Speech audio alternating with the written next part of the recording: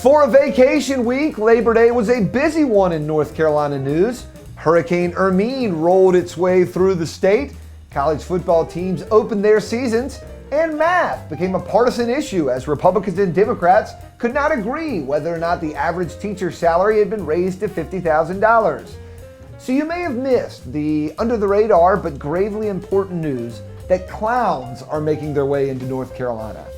No, I'm not talking about these clowns, though admittedly they also have funny hair, somewhat sullen smiles, and are hanging around our state a lot these days. According to reports, these are the creepy kind of clowns who hang out in the woods near your house and try to lure little children to follow them. The clown invasion began, as do so many of the ills of North Carolina, in South Carolina, where Greenville police have responded to a number of reports of loitering clowns. So many that Greenville Police Chief and pun master Ken Miller said, quote, "The clowning around needs to stop." But it didn't stop, and reports of clown activity sprung up in Winston-Salem, or as Fox News referred to it on its website, a second South Carolina city. I know, two different Carolinas. It's very tricky. I get confused myself sometimes. And just yesterday, the latest clown caper occurred in Greensboro, where a man called 911 to report a wandering clown before chasing him down with a machete. And let me tell you something, I don't have a lot of rules that I live by, but here are two. When I see a clown in my backyard, I call the police.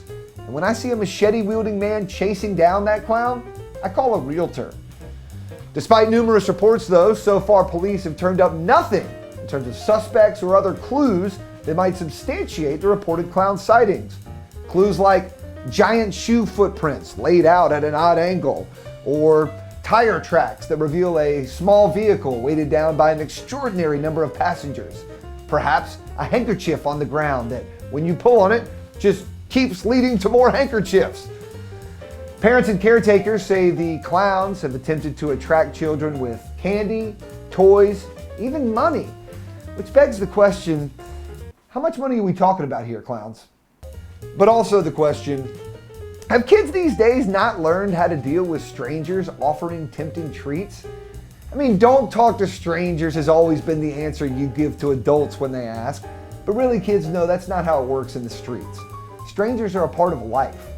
No, the reason we continue to let the ice cream truck roll unimpeded through our neighborhoods, despite the fact we all know it's 50-50 he's up to something illegal, is because it's presumed our kids know how to operate in these situations.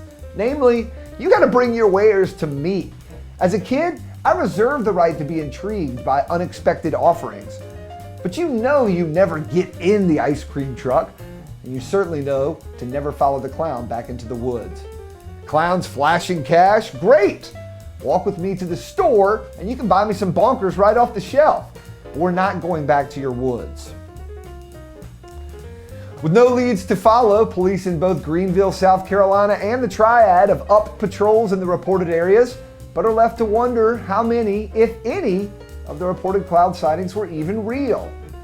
And I'm sure the fact that the stories of the crazed killer child abducting clowns roaming the woods very, very near your neighborhood might not be true will help you sleep much better tonight.